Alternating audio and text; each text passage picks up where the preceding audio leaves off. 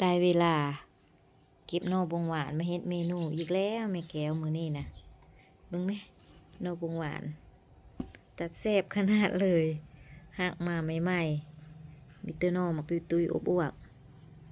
นอบงหวานพันธุ์นี่ค่ะนะแซ่บได้ทุกคน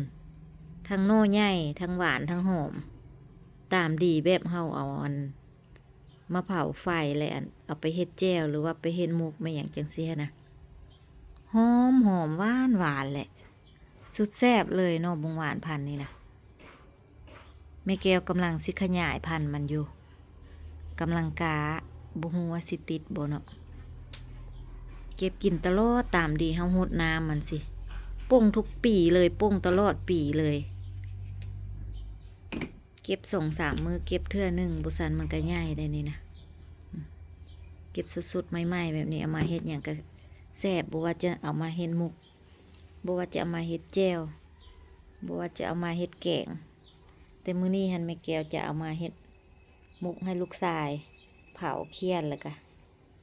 สิเฮ็ดมุกให้ลูกชายเพราะลูกชายกุ๊กแม่แก้วหันมากินมากินสุดๆเลยมุกหน่อบงหวานนี่นะสิเฮ็ดไว้ท่าเพิ่นเลิกโรงเรียนมาก็ให้ได้กินแต่แซ่บหักสุดๆใหม่ๆแบบนี้เฮ็ดหยังกินก็แซ่บเนาะตาสะอ่อนคักแม่แก้วนะ